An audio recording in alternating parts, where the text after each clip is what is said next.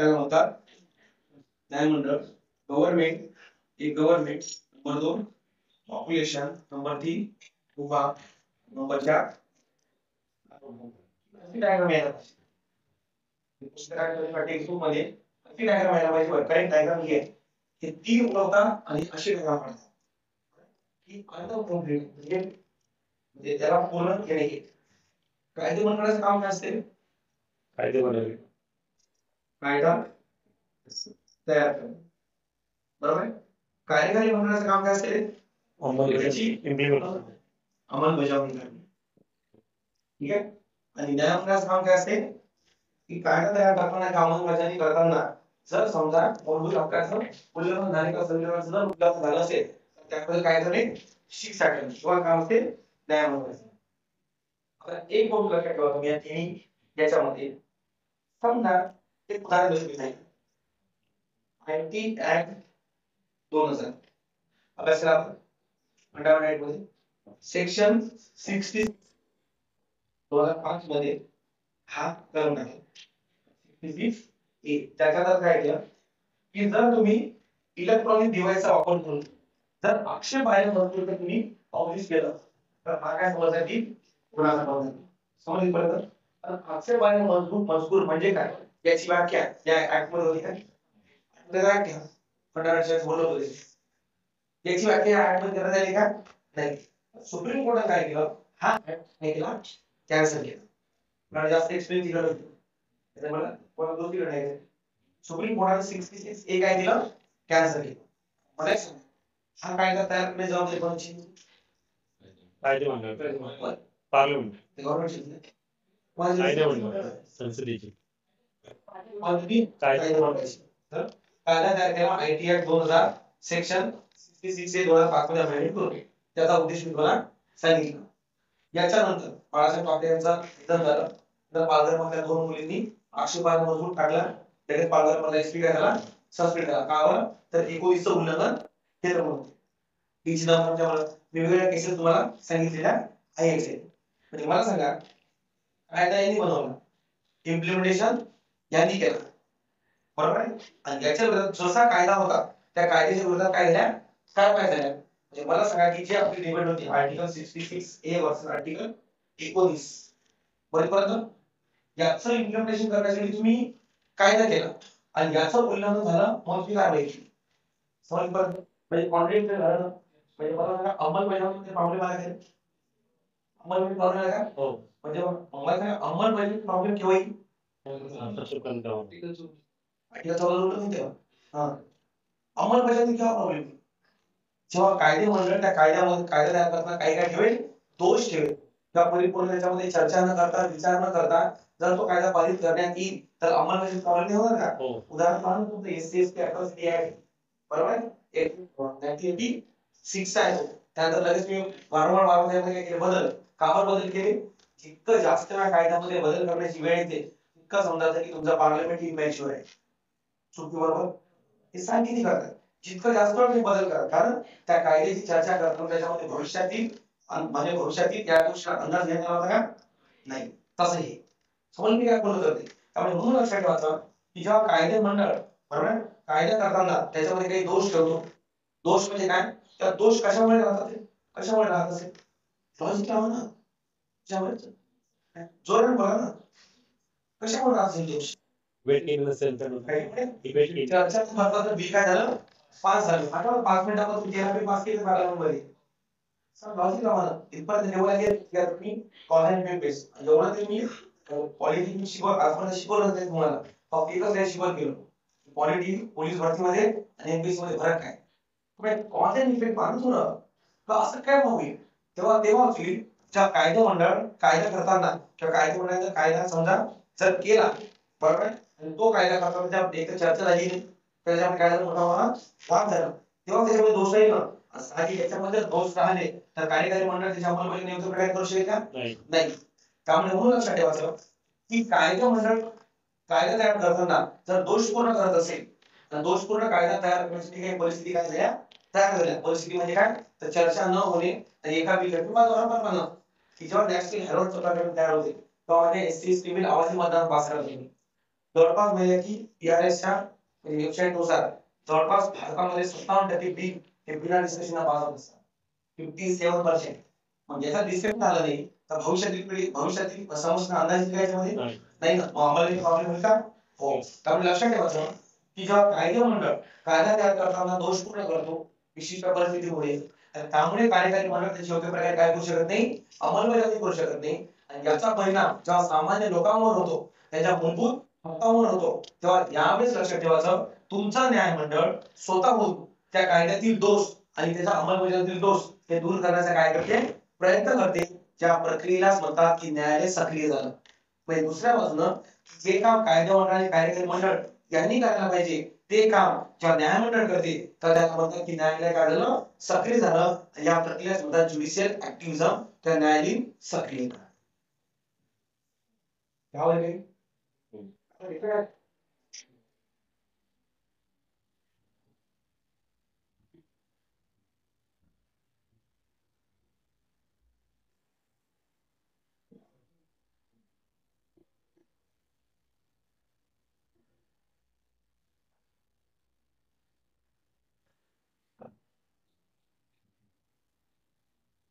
चर्चा होती थी 115 की नहीं? हाँ अरे एका वजह से नहीं करते हैं.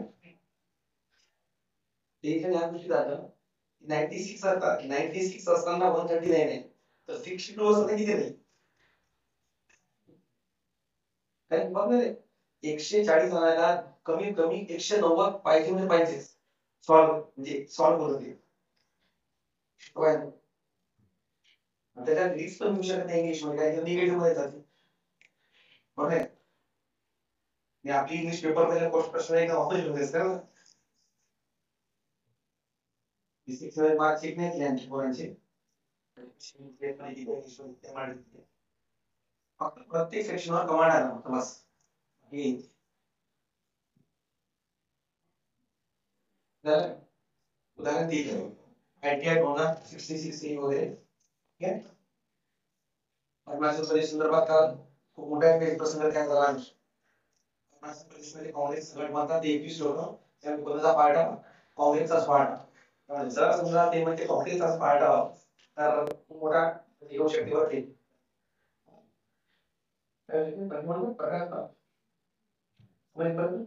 न्यायालयीन सक्रियता म्हणजे काय, तर न्यायालय सक्रियता असं म्हणतात की जे काम कायदा मंडळ आणि कार्यकारी मंडळ यांनी करणे अपेक्षित असते ते काम जर कोण करायला लागलं, न्यायमंडळ करायला लागलं तर म्हणतात न्यायालयीन सक्रियता. समजलं. न्यायालय सक्रिय का बरं होते तर लक्षात ठेवायचं की कायदे मंडळ कायदा तयार करताना काही दोषपूर्ण जर करत असेल, दोषपूर्ण का बरं करत असेल तर त्याच्यामध्ये पूर्ण सविस्तर चर्चा न करता जर ते आवाजी मतदान पास होत असेल तर साहजिक त्याचा अंमलबजावणीमध्ये काय होईल, परिणाम होईल. त्यामुळे कोण लक्षात ठेवायचं की न्यायालय सक्रिय होते. समजलं. आता न्यायालय सक्रिय होणं का बरं अपेक्षित असते, कारण याचं कारण हे आहे आणि की शेवटी लक्षात ठेवायचं की तुमचं वर्तमान जे सरकार आहे किंवा हे जे गव्हर्नमेंट असते त्यांचा उद्देश काय असतो, कल्याणकारी व्यवस्था प्रस्थापित करणे. आणि ती व्यवस्था प्रस्थापित करण्यासाठीच लक्षात ठेवायचं हा सत्ता विभाजनाचा सिद्धांत असतो. तर ती व्यवस्था प्रस्थापित करण्यासाठी लक्षात ठेवायचं वेगवेगळ्या काय बनवल्या जातात, व्यवस्था बनवल्या जातात. आणि त्या व्यवस्थेमध्ये एक व्यवस्था आहे तुमची न्याय व्यवस्था. त्यामुळे कल्याणच्या राज्याची व्यवस्था प्रस्थापित करणे हे कर्तव्य कोणाचं तुमच्या न्यायालयाचं. त्यामुळे बदलत्या काळानुसार लक्षात ठेवायचं जसे कल्याणकारी राज्याची संकल्पना बदलते असं न्यायमंडळाचं कार्य पण बदलत असते. बरोबर आहे. आणि याच्यामधून लक्षात ठेवायचं की न्यायालयीन सक्रियता हा मुद्दा काय आला, पुढे आला. त्यामुळे न्यायालयीन सक्रियता ही चर्चेच्या दृष्टिकोनातून एकदम काय असते, सपोर्टिव्ह असते. न्यायालयीन सक्रियता ही कल्याणकारी राज्याची का जर असेल का आपण 1980 पासून तर लक्षात ठेवायचं 1980 पासूनच त्यामध्ये कोalition सरकार, आघाडीचं सरकार किंवा युतीचं सरकार याचं प्रमाण वाढलं. त्यामुळे आघाडी टिकवण्यासाठी किंवा युती टिकवण्यासाठी जे काही कसरत करावी लागते त्याच्यामध्ये लक्षात ठेवायचं या बिलवर काय होतो, परिणाम होतो. आणि बिल असेल त्याला बिलच पास करू नका. याच्यामध्ये म्हटलं ना आज सुप्रीम कोर्ट ऑब्जेक्शन दिला जातो आपल्याला गव्हर्नमेंटला तुम्ही लवकरात लवकर याची काही काय करा, ते केलं नाही सुप्रीम कोर्ट उद्या ऑब्जेक्शन देणार. याला म्हणतात न्यायालयीन सक्रियता. याचा मुंबई वर्सेस केस मध्ये जे काल आपण चर्चा केली ते म्हणजे न्यायालयीन सक्रियता. ईशा गाईडलाईन मध्ये जे म्हणतात किंवा सेक्शुअल वर्क प्लेस वर वुमन हॅरेसमेंट झालं त्यासाठी काय हे सुप्रीम कोर्ट गाईडलाईन त्याला म्हणतात ते. समजपर्यंत जर स्पोर्टसाठी एक खूप सारे प्रश्न असतात तर दिल्ली कोर्ट सुप्रीम कोर्टात नोटीस केलं त्यानंतर न्यायालयीन हे सक्रियतेचे काय आहे उदाहरण आहे. त्यामुळे न्यायालयीन सक्रियता ही कल्याणकारी राज्यासाठी काय असते पूरक असते पण पूर्णपणे पूरक हेडिंग टाका समजा हे सक्रियतेचे त्याच्यामध्ये या गोष्टी आहे कल्याणकारी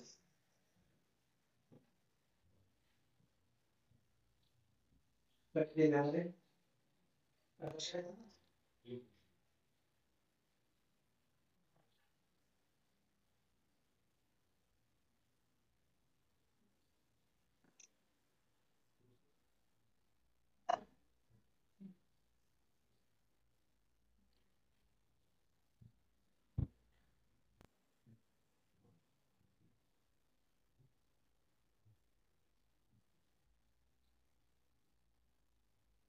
ठीक आहे तुम्हाला न्यायालयीन सक्रियता म्हणजे काय आपण चर्चा केली न्यायालयीन सक्रियतेचे बेनिफिट काय आपण त्याची काय केली चर्चा केली आता न्यायालयीन सक्रियतेचा मर्यादा घेणार न्यायालयीन सक्रियतेचा मर्यादा समजलं ना काय प्रॉब्लेम नाही न्यायालयीन सक्रियतेचा मर्यादा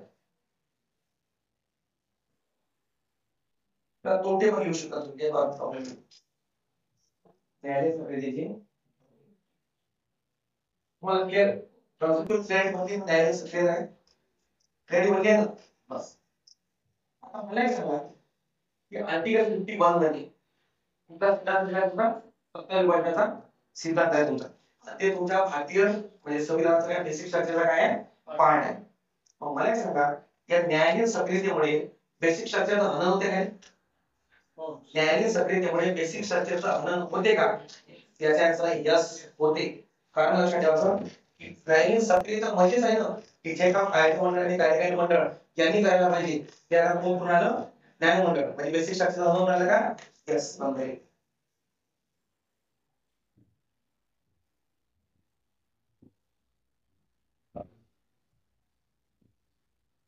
झाले बघ एक लक्षात ठेवा कायदे मंडळ आणि कार्यकारी मंडळ तर कायदा कसा तयार करायचा त्याची अंमलबजावणी कशी तयार करायची आणि जर अंमलबजावणी झाली नाही तर ही जबाबदारी कोणाची अंमलबजावणी काय करायची गव्हर्नमेंटची तर गव्हर्नमेंट बदलू शकते का नाही बदलू शकते का याच्यात पुढे विचार करण्याचे बदलू शकते नाही मला एक सांगा की कायदा केला अंमलबजावणी व्यवस्थित पण झाली नाही तर गव्हर्नमेंट बदलू शकते दुसऱ्या बाजूने कायदा कसा करायचा अंमलबजावणी कशी करायची त्याची घटनेमध्ये नोंद आहे त्याला म्हणतात डीपीएससी की कुठल्या डायरेक्शनला कायदा तुमचा झाला पाहिजे त्याची घटनेमध्ये नोंद आहे आणि त्याची अंमलबजावणी कशी करायला पाहिजे त्याची पण घटनेमध्ये काय नोंद आहे याची प्रॉब्लेम पडतं पण मला एक सांगा की जे काम कायदे मंडळाची कार्यकारी मंडळ यांना करावं लागते ते काम जर न्यायमंडळ करायला लागलं तर याची अंमलबजावणी कशी होईल याची अंमलबजावणी होईल की नाही होईल याची हमी न्यायमंडळ देते का जर याची हमी न्यायमंडळ देत नाही त्या न्यायमंडळ मध्ये बदलाची काही व्यवस्था आहे का बदलाची व्यवस्था आहे का नाही ही मर्यादा आहे सगळी की ज्युडिशरी आपल्या निर्णय घेताना त्याची अंमलबजावणी होईलच याची हमी देते का नाही फक्त भाषण देते जजमेंटला माफ करतं आणि पॉलिटिक्स राहतं पण हमी देते का त्या गोष्टीची का ती ते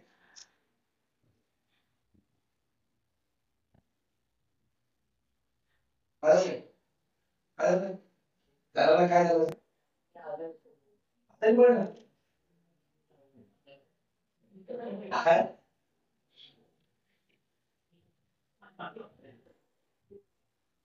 पडला तरी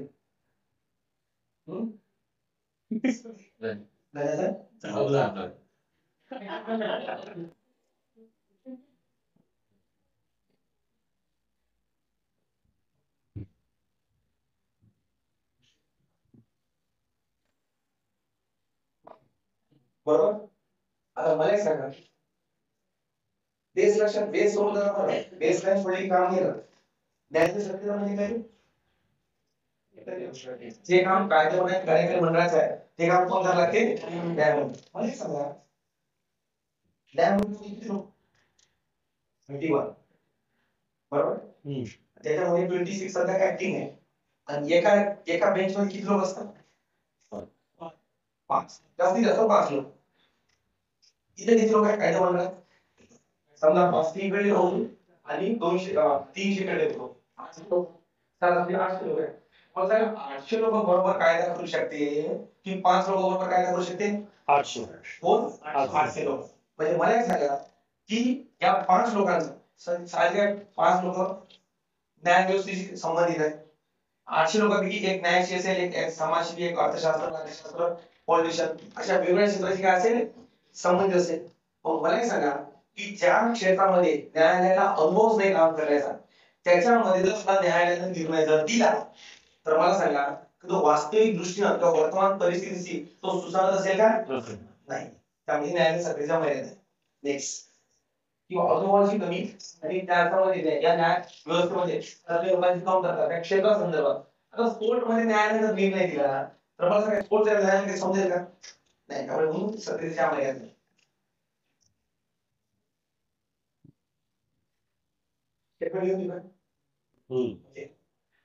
ज्या क्षेत्रात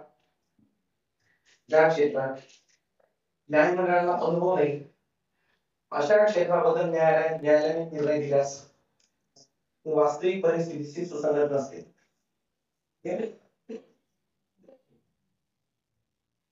मला सांग सत्ता विभागाच्या सिद्धांताचा मूळ कारण काय आहे? कामाबरोबर वारंवार काय होते क्रांती म्हणजे काय मजबूत व्हावी लोकशाही. सत्ता विभागाचा सिद्धांत जर न्यायालय सक्रियतेमुळे जर खंडित होत असेल तरी लोकशाही व्यवस्थेची पूर्ण आहे का? नाही. त्यामुळे न्यायालय अति जास्त सक्रिय होणे हे लोकशाही तत्वाचे काय आहे? विरोधात आहे.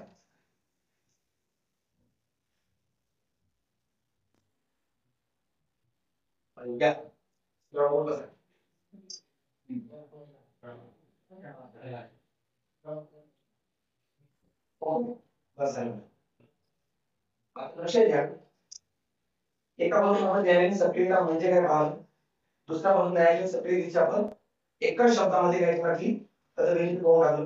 कल्याणकारी राज्य म्हणजे सगळ्या गोष्टींमध्ये आले. नंतर न्यायालयीन सक्रियता आपण काय पाहणार मर्यादा. लक्षात घ्या आपण न्यायालयीन सक्रियतेवर सगळ्यात चांगला अभ्यास जवळपास कोणाचा मानला जात असेल तर तो मानण्याचे पी सावंत यांचा. हे न्यायाधीश होते माजी न्यायाधीश सुप्रीम कोर्टाचे. त्यांचा अभ्यास जरा महत्त्वाचा मानला जातो पी सावंत आणि दुसरा मानला जातो उपेंद्र बक्षी यांचा. हे दोन नाव न्यायालयीन सक्रियतेविषयी काय खूप जास्त म्हणजे रेनोन नाव. पी सावंत यांच्या म्हणण्यानुसार लक्षात ठेवायचं ते म्हणतात तर न्यायालयीन सक्रियतेमुळे किंवा जनहित याचिकेमुळे समजलं दोन गोष्टी कळले तुम्हाला फरक. जनहित याचिका आणि न्यायालयीन सक्रियता. जनहित याचिका म्हणजे काय तर जो कॅपेबल नाही त्याच्या व्यतिरिक्त दुसरा व्यक्ती केस टाकते आणि न्यायालयीन सक्रियता म्हणजे काय न्यायालय स्वतःहून केस घेईल. समजपर्यंत पी सावंत म्हणण्यानुसार असं म्हणणं आहे किंवा न्यायालयीन सक्रियतेमुळे न्याय व्यवस्थेच्या कायद्यामध्ये लवचिकता येते.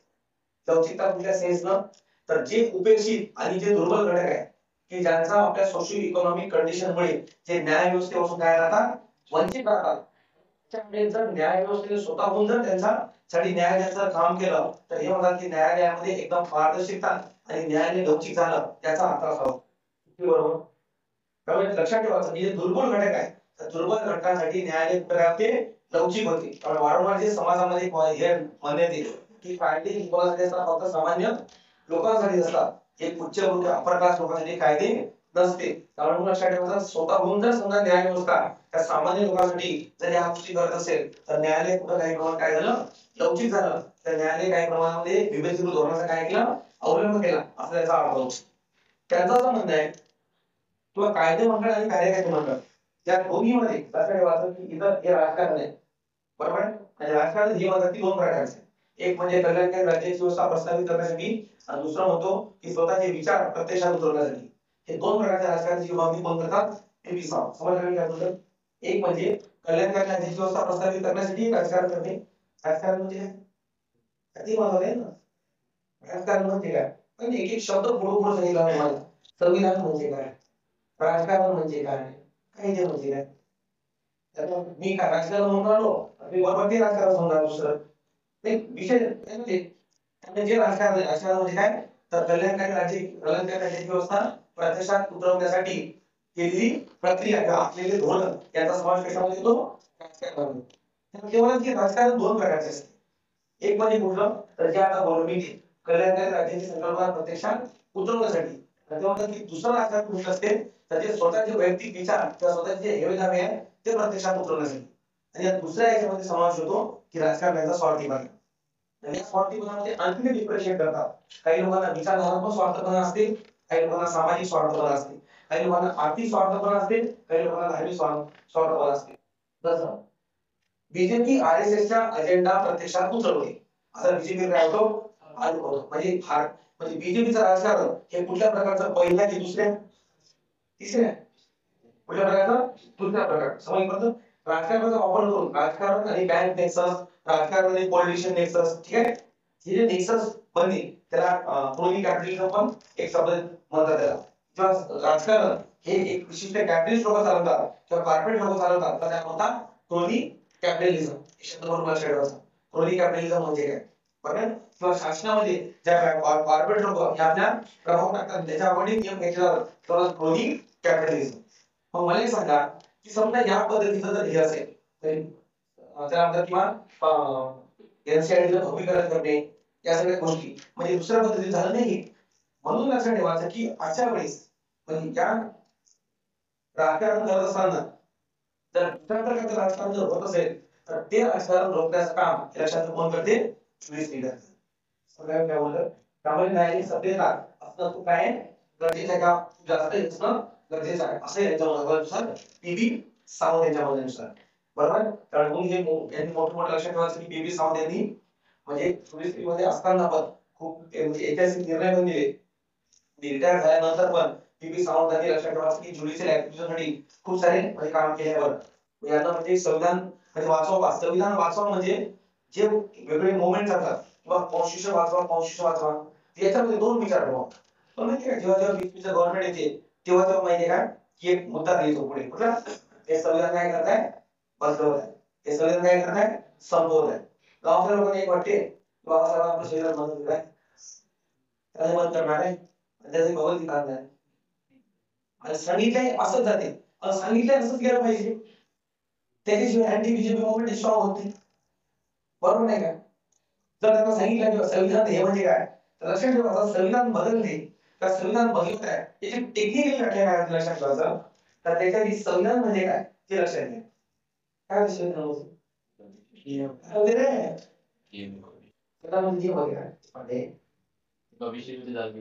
एका विशिष्ट भूभागाला देशाच्या भूभागातील लोक कल्याणकारी राज्याची संकल्पना प्रत्यक्षात उतरवण्यासाठी बरोबर आहे. तो देश आणि कल्याणकारी राज्य या संदर्भात आखले गेलेले नियम म्हणजे याचा समावेशामध्ये संबंधित देशाच्या संविधानामध्ये. संविधान म्हणजे काय तर एक प्रकारचा प्रोटोकॉल असते कशा संदर्भात तर देश आणि कल्याणकारी राज्या संदर्भात. मला सांगा की कल्याणकारी राज्याची संकल्पना प्रत्यक्षात उतरवण्याचे दोन मार्ग. एक म्हणजे कुठला की एक वेलफेअर स्टेट म्हणजे गरजा पूर्ण करण्याचे जीवनमान उंचावणं. दुसरा कल्याणकारी राज्य म्हणजे काय तर आपले जे वैचारिक म्हणजे आपले वेगवेगळे ते प्रत्यक्षात उतरवणे समजली पद्धती. तर हे जे संविधान बदल म्हणते हे संविधान बदलचा अर्थ काय होतो की पहिल्या कल्याणकारी राज्यामधून हे शिफ्ट पुढे कोणाले दुसऱ्या कल्याणकारी राज्यामध्ये.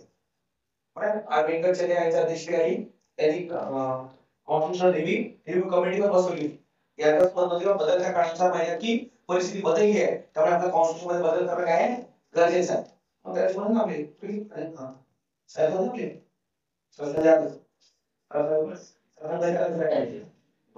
किंवा कॉन्स्टिट्यूशन मध्ये बदल करण्याचं प्रोव्हिजन हे पुढे तुमच्या कॉन्स्टिट्यूशन मध्ये आहे बोलले ना.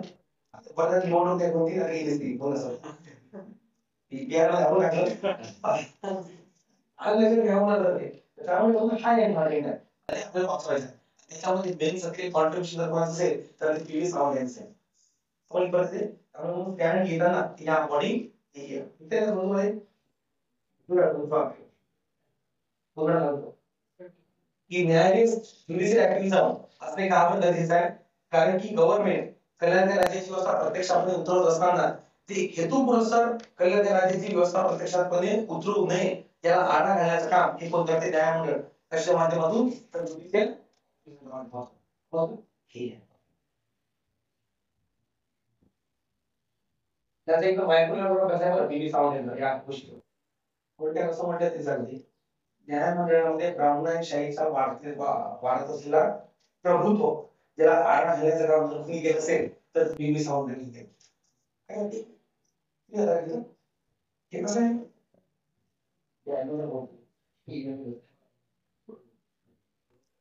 बदल होईल का रोज बदल यावेळेस कोण आहे का मला माहिती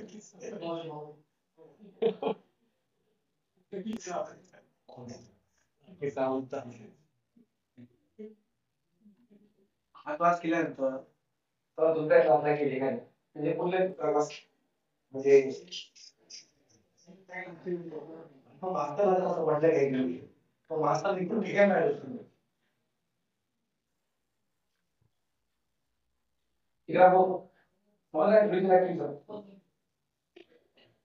नाही ब्रिज वेगळं आहे ना हे वेगळं हे वेगळं न्यायालयीन पुनर्विलोकन करा न्यायालयीन सगळे दोन गोष्टी फरक आहे आधी पण तुम्ही अपेक्षा जास्त करा होऊन जाते दोन पिढ्यांवर करता न्यायमंडळ करता न्यायमंडळ आंतरराष्ट्रीय एकत्रित आंतरराष्ट्रीय निर्बंध होतात की ज्या देशामध्ये ज्युडिशरी स्ट्रॉंग आहे त्या देशामध्ये लोकशाही स्ट्रॉंग आहे पाकिस्तानमध्ये ज्युडिशरी वीक आहे मग लोकशाही वीक आहे अरबगंटीमध्ये सॉरी अफगाणिस्तानमध्ये ज्युडिशरी वीक आहे लोकशाही वीक आहे मध्ये ज्युडिशरी नाही आणि आपल्याला मुस्लिम देशामध्ये कसं कोण असते पॉलिटिकल लीडर आणि लीडर ज्युडिशरी एका देशात एक त्या काउन्सिलमध्ये सगळे असते आणि संसदेचे जीव आहे आपल्यामध्ये आले लक्षात बदल तयार करायचा संसदेला बोलतो तुम्हाला ओके काय म्हटलं क्रोनिक कॅपिटलिझम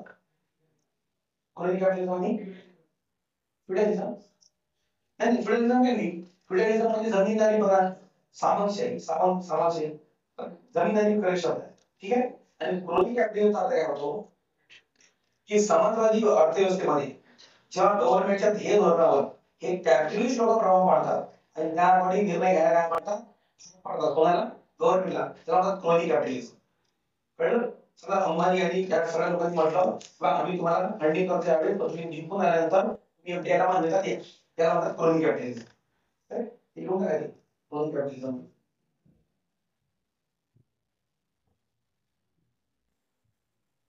ठीक आहे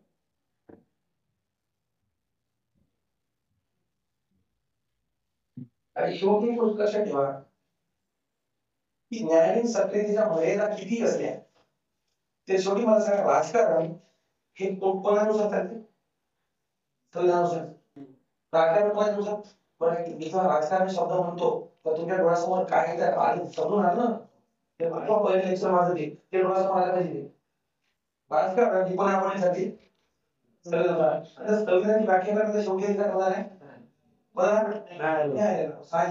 न्यायालय सक्रिय असते काय चुकीचं आहे का लास्ट राजकारणाचे संविधान करते आणि संविधानाची व्याख्या करण्याचा अधिकार कोणाला आहे सुप्रीम कोर्ट आहे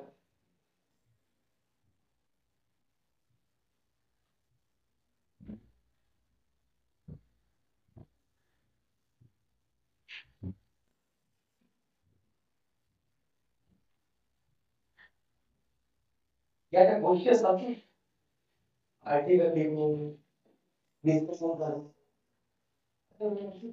मग ते विशिष्ट गटामध्येच असतात सामान्य लोकांना काही संबंध नाही सामान्य लोकांना इकडे गावाला चांगलं लागलं आणि एखाद्या शहराच्या वाटी लागली तर सामान्य लोकांचा इंटरेस्ट गाण्यात असतो विचारचे त्यांना असतो गाण्यात असतो बरोबर समजा इथे बायकोन आले रात्री लोक त्यामुळे म्हणलं की आता आपण न्यायालय सक्रियता त्याच्यावर आम्ही व्याख्यान देणार आहे आणि व्याख्यान आहे शिक्रापूरकर ठीक आहे तर तेव्हा इथे म्हणून लॉगिंग करा पण जर म्हटलं की आता काही कार्यक्रम सुरू होत आहे आणि पहिले गाणे येत आहे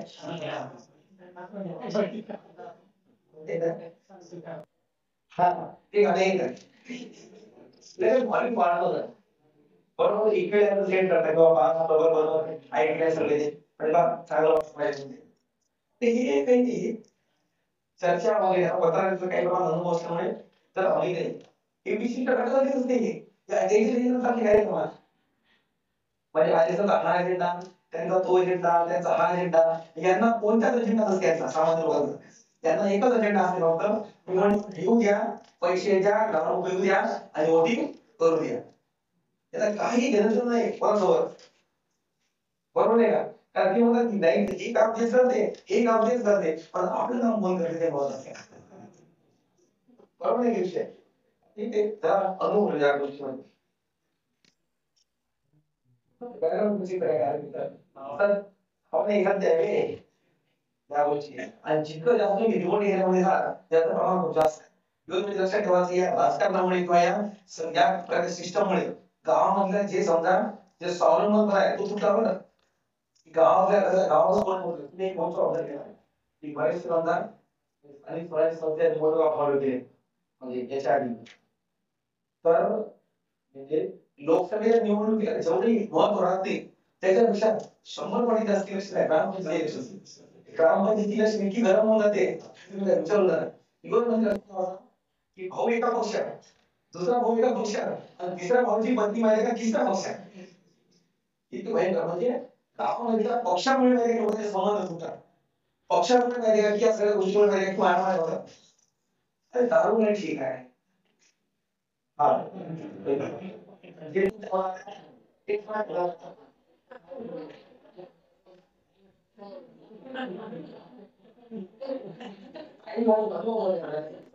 प्रत्येक गोष्ट अनुभव असते पाहिजे कॉलेजमध्ये जसं मित्रांनी तर भांडण्याच्या गोष्टीवर होता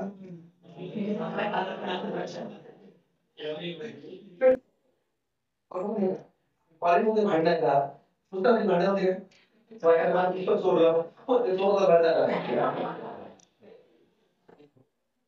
वास्तविक सांगायला बरोबर की सर पुस्तक चोरीला गेलं म्हणून काही अभ्यास केला नाही बाकी आणखी काय झालं ते झालं चांगलं पण ज्या मुख्य कारणामुळे भांडण होते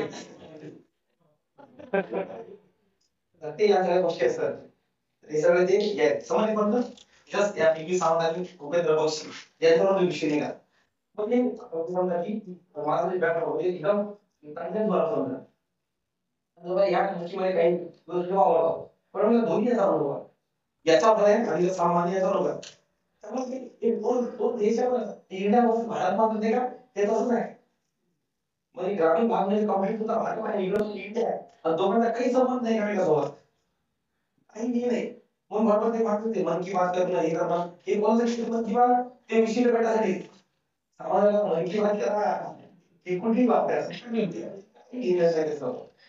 बरोबर आहे फरक पडते या गोष्टी ठीक आहे एक बरोबर आहे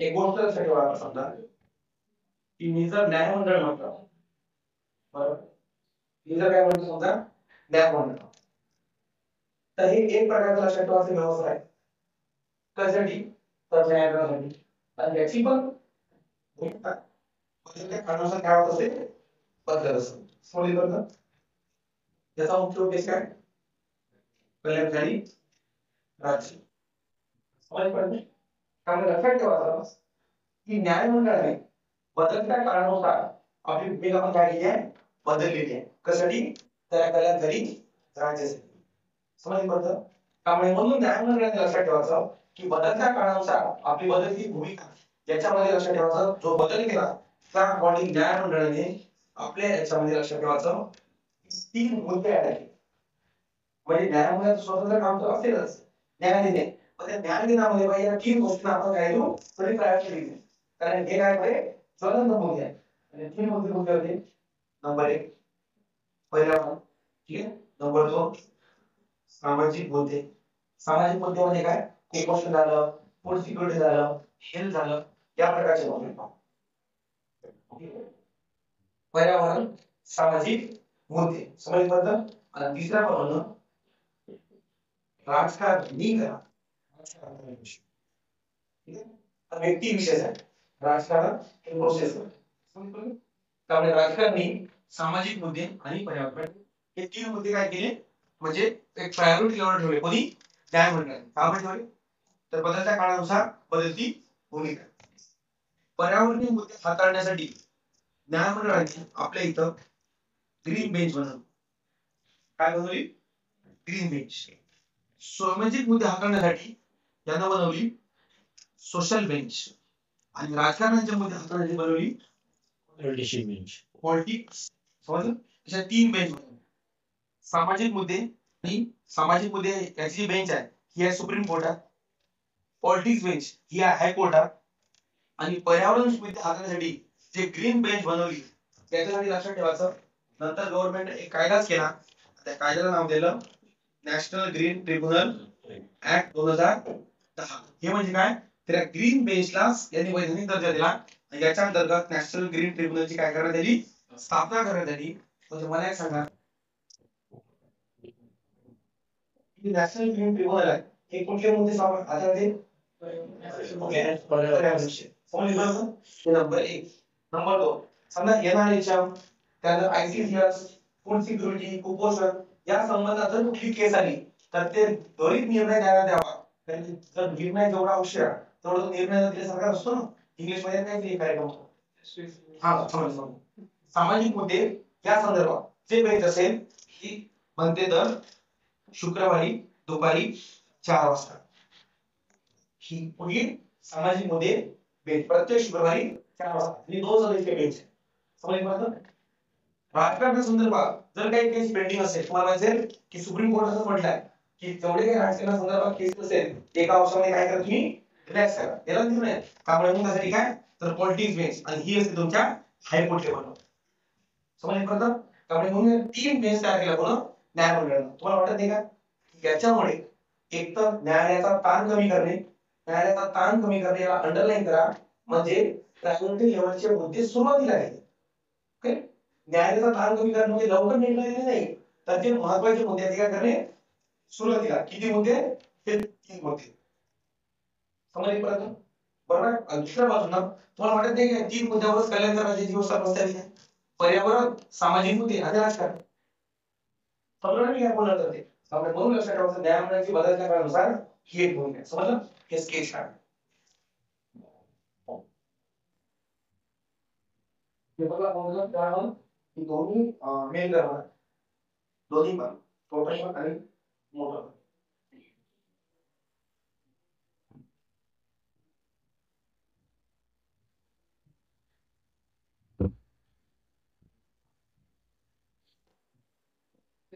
काय म्हटलं फास्ट ट्रॅक कोर्ट वेगळे सामाजिक मुद्दे ते जे आपल्या जे कायदे असतात ना सामाजिक सुरक्षे संदर्भात जे कायदे त्यासाठी वेगळे कोर्स असतात. तर मकोगासाठी म्हणा तुम्ही टाटा कोर्ट हे वगैरे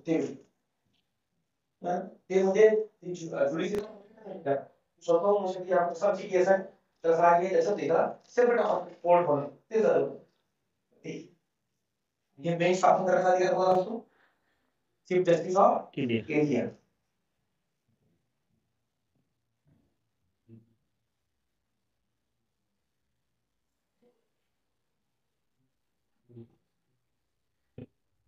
ठीक आहे.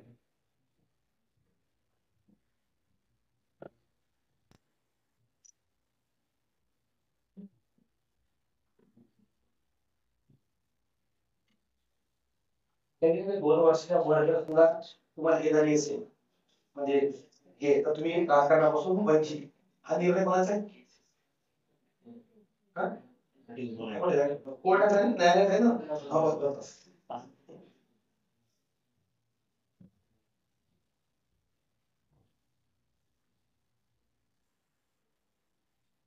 आपली इकॉनॉमिक्स जे नवीन बॅच आहे ते काही कारणामुळे एक दिवस लेट सुरू होते.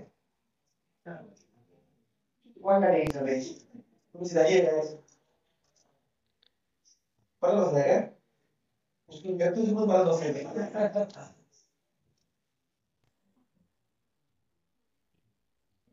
थोडा 124 स्कोर आला 139 स्कोर आला त्याच्यामध्ये त्यामुळे आता थोडं स्ट्रॅटेजी चेंज करणं गरजेचं आहे शिकवण्याची. कारण की आता म्हणजे मुद्दे सोडून चालत नाही.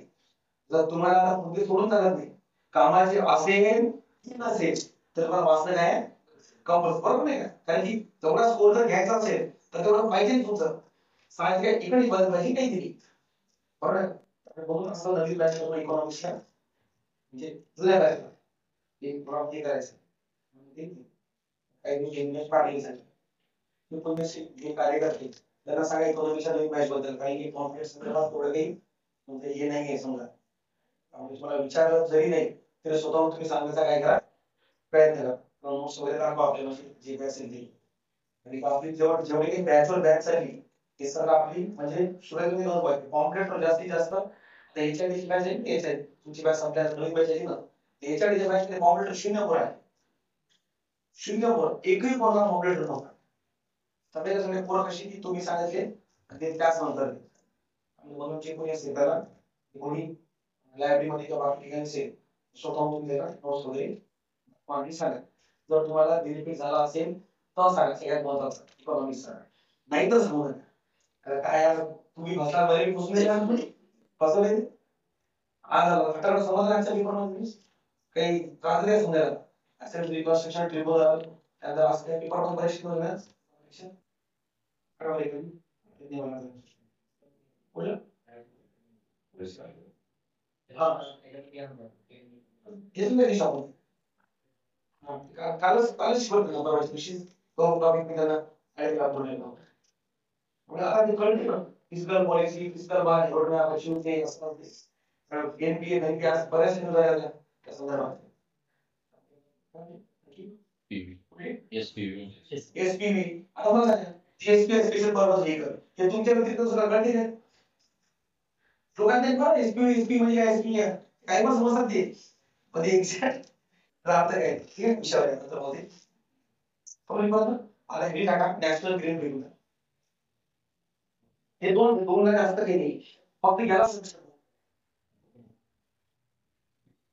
आर्टिकल 21 अभ्यास केला का 21 अभ्यास केला का काय म्हणते काय करतो त्याची डिग्निटी गरिमा मुलांची जीवन जगण्याचा अधिकार गरिमा मुलांची जीवन म्हणजे काय तर व्यक्तीला जीवनमान होण्यासाठी पोषण वातावरण त्या वातावरणामध्ये लक्षात ठेवायचे योग्य काय असणे पर्यावरण असणे हे सांगितलं 1986 ला सुप्रीम कोर्टानं एमसी मेहता केस मध्ये त्याच्यामध्ये एमसी मेहता केस मध्ये कोण सांगितलं की राईट टू लाईफ आर्टिकल 21 मध्ये पर्यावरण काय होतो समावेश होतो आणि या आर्टिकल 21 मध्ये गरिमापूर्ण जीवन जगण्यासाठी गव्हर्नमेंट ऑफ इंडियाने 2010 मध्ये एक कायदा केला त्याला म्हणतात नॅशनल ग्रीन ट्रिब्युनल ऍक्ट समजलं त्याच्या अंतर्गत पर्यावरण विषयक मुद्द्यांना हाताळण्यासाठी बरोबर आहे स्वतंत्र काय बनवलं एक ट्रिब्युनल बनवलं एक स्वतंत्र एक लवाद बनवलं एक न्याय व्यवस्था बनवली त्याला म्हणलं नॅशनल ग्रीन ट्रिब्युनल तर आर्टिकल 21 आणि इंजिनचा काय संबंध आहे तर लिहू द्या काय आर्टिकल विद्यार्थ्यांना ऑर्डर झाले तुमचं ते बाकी लोकांना सांगितलं द्यायचं किती दुरून दुरून लोक येतात आपल्या गावात तुम्ही मी वाटतं दुरून कोणते दुरून दुरून म्हणजे याचा अर्थ मेन पॅरामीटर काय वापरतात हा नाही निखिल जरी जवळ दुरून नाही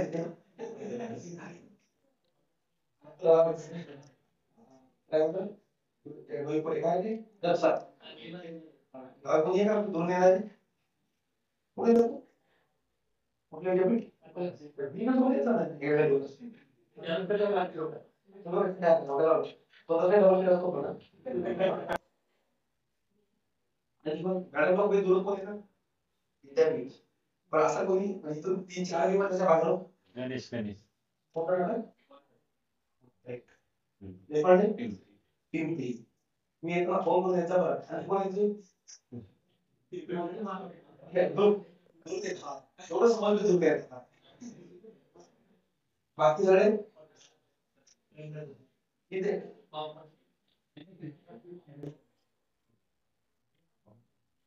लायब्ररी लोकांची जवळपास आहे म्हणतात जे दूर येतात त्या किती लोकांची लायब्ररी जवळपास आहे मला पण होता इन्व्हेस्टमेंट आहे हे बघा जे नॅशनल ग्रीन ट्रिब्युनल आहे त्याचं मुख्य काम काय आहे स्टेटमेंट नंबर 1 पर्यावरण विषयक मुद्द्यांची काय करणे हाताळणी करणे लक्षात ठेवा पर्यावरण विषयक मुद्देच नाही तर पर्यावरण विषयक जर नियम असेल तर त्याचा पण ज्युडिशियल रिव्ह्यू करण्याचं काम लक्षात ठेवायचं नॅशनल ग्रीन ट्रिब्युनल करत असते समजले जे पर्यावरण विषयक मुद्दे आहेत ते वेगळं आणि पर्यावरण विषयक जे कायदे असेल त्यांचा पण ज्युडिशियल रिव्ह्यू पण करते नॅशनल ग्रीन ट्रिब्युनल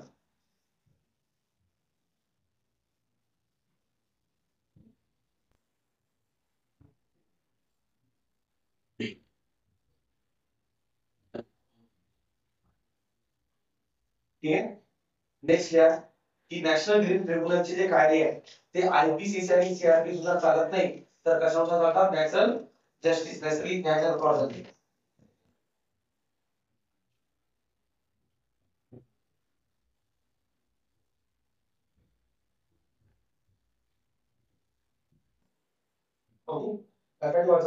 ज्या दिवशी केस याच्यामध्ये फाईल झाली तिथून 6 महिन्याच्या आतमध्ये निर्णय देणं बंधनकारक आहे.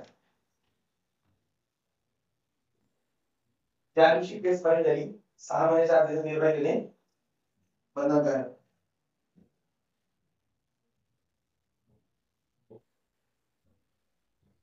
त्या 90 दिवसाच्या आतमध्ये सुप्रीम कोर्टामध्ये मला याचे दाखल करता येतील. 90 दिवसाच्या आत सुप्रीम कोर्टात याचिका दाखल करता येईल. म्हणजे मी फायनल स्टेटमेंट काय निघालं? हे नॅशनल ग्रीन ट्रिब्युनल फॉर दर्जा हा कुठल्या न्यायालयाचा आहे? हायकोर्ट. हायकोर्ट.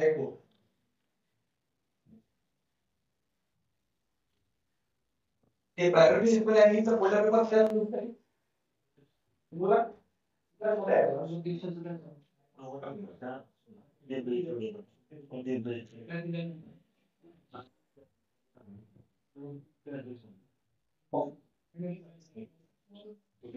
दुसऱ्या सुप्रीम कोर्टामध्ये केस फाईल करता येईल. री केस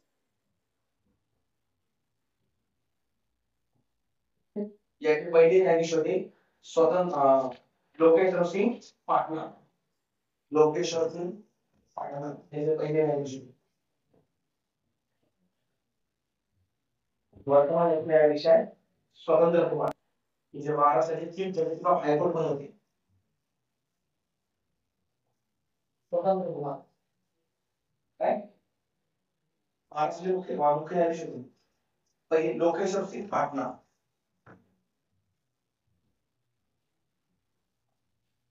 लोकेश्वर सिंग पाटणा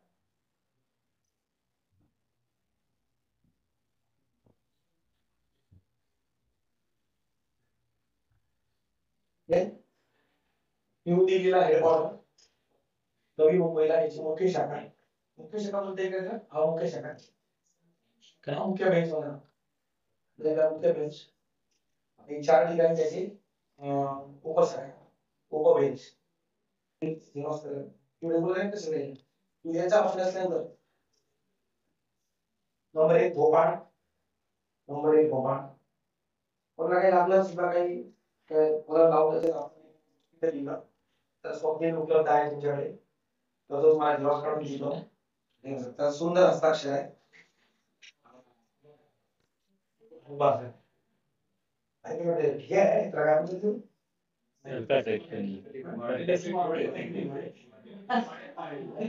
कॉन्टेस्ट लेते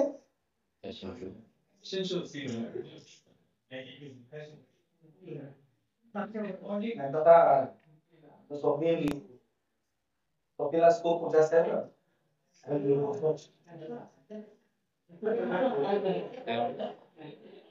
भोपाळ भोपाळ पुणे कोलकाता आणि चेन्नई. भोपाळ पुणे कोलकाता आणि चेन्नई.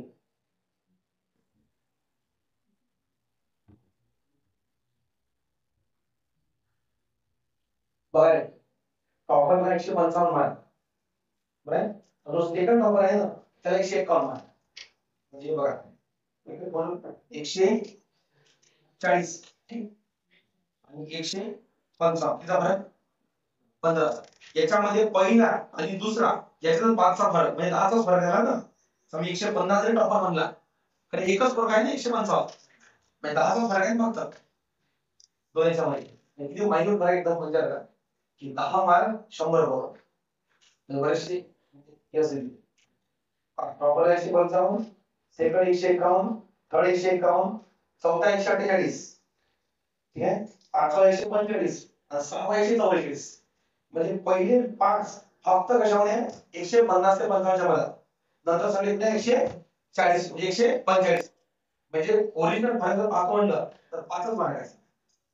5च फरक आहे ना फक्त. म्हणून वाटवायचं फरक आहे किमान 10 ते 25 हे काय चॅलेंज नाही. चॅलेंज पण आहे तुमचा 35 ते 45 इतका लागतात फरक. 500 आणि मुलांची हे तर हे झालं नॅशनल ग्रीन रेग्युलर. ओके, ते झालं तुमचं. आता हे का केंद्र राज्य संबंध. केंद्र राज्य संबंध, राज्य संबंधात कुठं आपण ते प्रत्येकाला कुठून मतलब एक मिनिट चालते त्यामुळे लक्षात ठेवा. केंद्र राज्य संबंधाचा अभ्यास करणं का गरजेचं आहे किंवा केंद्र राज्य संबंधाची म्हणजे विभागणी किंवा केंद्र राज्य संबंधाचे अधिकाराबद्दल नोंद ही संविधानामध्ये का करण्यात आली आहे, स्पेशली भारतीय संविधान. लक्षात ठेवा आपण काय असं की भारतामध्ये जो शासन प्रकार आहे कुठल्या प्रकारचे संघराज्य, बरोबर. दुसऱ्या बाजूला भारतामध्ये जे संघराज्य आहेत केंद्राध्यक्ष की केंद्रस्थानी आहे, केंद्राध्यक्ष. केंद्र जास्त अधिकार राज्यांना कमी आहे. भारतामध्ये केंद्रासोबत कोण आहे तुमचे राज्य, म्हणजे अशी व्यवस्था आहे भारतामध्ये. मला सांगा की संघराज्य व्यवस्था हे जर तुमच्या इंडियन कॉन्स्टिट्यूशन मध्ये जर असेल, संघराज्य शब्द नाही आहे म्हणजे राज्यासोबत काय केंद्रासोबत काय भारतामध्ये राज्य असेल, समजा अशी व्यवस्था जर आहे तर मला सांगा त्या दोघांच्या अधिकारामध्ये जर समजा विभागणी नसेल आणि दोघांमध्ये जर क्लॅश जर झाला तर संघराज्य व्यवस्था मोडकळीस निघेल का? यस. त्यामुळे लक्षात ठेवा केंद्र आणि राज्य यांच्या संबंधाविषयी त्यांच्या अधिकाराविषयी संविधानामध्ये नोंद असणं काय असते गरजेचं. त्यामुळे संघराज्य व्यवस्थेला काय मिळते, बळकटी मिळते. समजपर्यंत सोबत या राज्यांमध्ये कशी संबंध असेल यांच्यावरून पण लक्षात ठेवायचं की संविधानामध्ये काय आहे की विभागणी म्हणजे कशी की दोघांमध्ये समजा भांडण झाले तर ते सोडवेल कोण, बरोबर आहे. या संबंधात पण तरतूद लक्षात ठेवा तुमच्या संविधानामध्ये करण्यात आलेली आहे. सगळ्यात पहिल्यांदा आपण केंद्र राज्य संबंध आणि नंतर आपण राज्य संबंध म्हणजे केंद्र आणि राज्य संबंध याचा अभ्यास करताना कसा करायचं तर केंद्र आणि राज्याचा संबंध कसा आहे, संबंध कसा आहे, आर्थिक संबंध कसा आहे, तर हे बाकी संबंध कसे आहेत, दोन्ही अधिकारासंदर्भात विवाद झाला असेल तर तो कसा सॉल्व्ह होईल, कुठल्या गोष्टीला कोण काय घातले, कुठल्या गोष्टीला कोण प्रेफरन्स देईल, बरोबर आहे. या सगळ्या विषयी अभ्यास करणे म्हणजे केंद्र राज्य संबंधाचा काय करणे, अभ्यास करणे. समजपर्यंत केंद्र राज्य संबंध लक्षात ठेवायचा म्हणजे 3 पिलरवर चालतात. तर अभ्यास किती पिलर होतो, 3 पिलर. तो पहिला आहे त्याला म्हणतात कायदेविषयक संबंध, दुसरा आहे शासकीय संबंध, तिसरा आहे ते म्हणजे काय चालत बाबत आणीबाणी बाहेर आठवलं मला की आणीबाणी येते प्रशासकीय संबंधामध्ये. कशी आणीबाणी लागेल, आणीबाणीचा आपण तरतूद आहे, कुठल्या गोष्टी त्याच्यामध्ये नमूद केल्या आहेत, कसे पावर केंद्राकडे त्या सगळ्या तरतूद कशामध्ये शासकीय संबंधामध्ये. समजपर्यंत जे कायदेशीर संबंध आहे, कायदेशीर संबंध म्हणजे काय केंद्र कुठे कायदा करेल, राज्य कुठे कायदा करेल ती पद्धत. ओरिया ऍक्च्युअल स्ट्रक्चर आहे